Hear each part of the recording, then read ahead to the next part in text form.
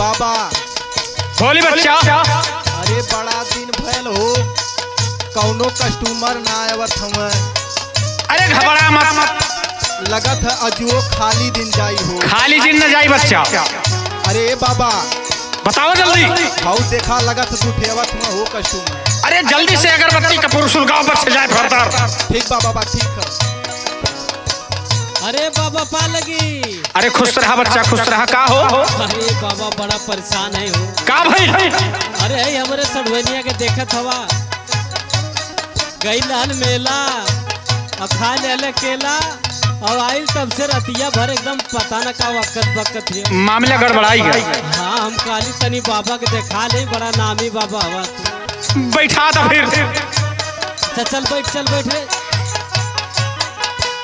जाओ इतनी के जो सार सतम बैठे सार काली महतारी हाथ जोरम बिनती किन बचन न जाए खाली में महतारी दोनों हाथ बजाओ थाली कौन का भोकन लेने वाले सार खोपड़ी पे लेकर के लाख त्रिया की खोपड़ी पे लोई के हाजिर कराए तो हिम्माई बहनी के कसम है दो सार।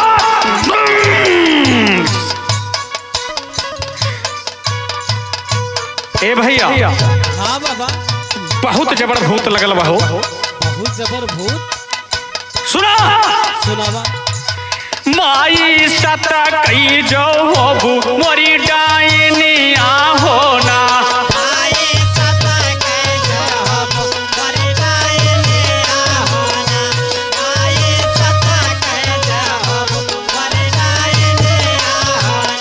माई मानी ले बू हमारो बचनिया होना।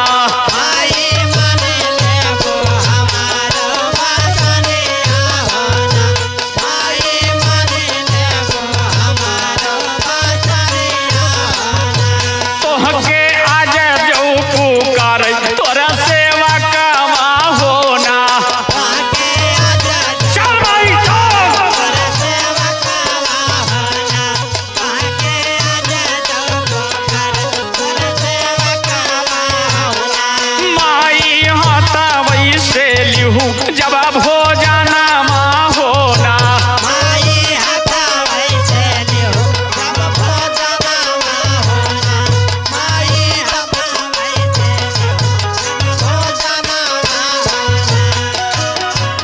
ए माई आओ बड़ा गाढ़ पड़ी के बा महतारी। ए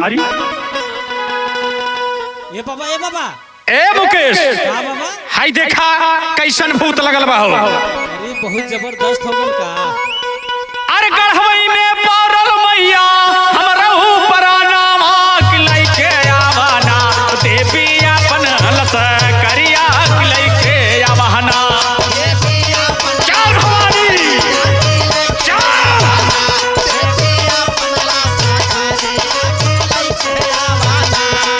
अरे बिरियाई कुमारी ये पर फेरा माई नजरिया साजा देवी ना देवी अपन फौजिया की साजा देवी ना।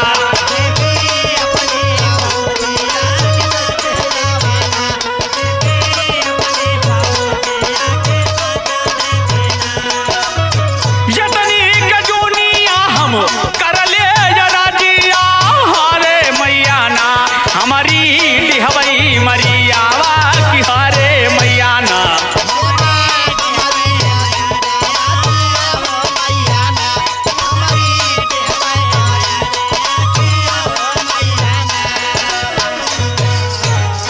ए बच्चा मामला गड़बड़ात हो। अरे कैसे गड़बड़ात हो? और मामला गड़बड़ात कैसे बा? कैसे? ये तोहरे पट्टीदारी के भूत हो।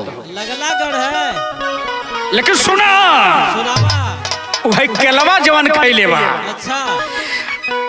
अरे केला मेला में खेला बिगाड़ी दिहलस और पट्टीदारवा आई भूतवा की आई दिहलस।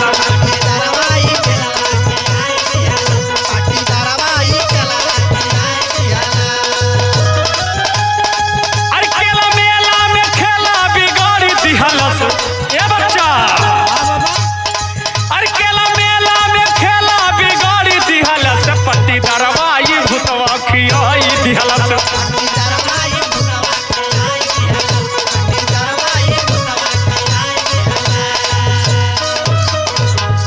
लेकिन ये बच्चा हम बता देते ही 1 महीना तक अपने जबान पे रोकत ही, लेकिन जैसे बतावत ही वैसे हमरे देवता का पूजा लागी। देवता का पूजा लगी हमार सड़वनिया ठीक हो जा बस। लेकिन सुना लागी का का लगी अरे सत कई जो हो गया बिराना। अब देखा हम अपन देवता बुलाओ ए चलवा। हाँ बाबा सुलगाओ अगरबत्ती। ठीक बा बाबा ठीक हो। अरे सत कई जो हो गया बिराना। अरे परम मई मोरा पुजरवा की चली बाराना। जोधा यतनी कई जुनिया में चली बाराना।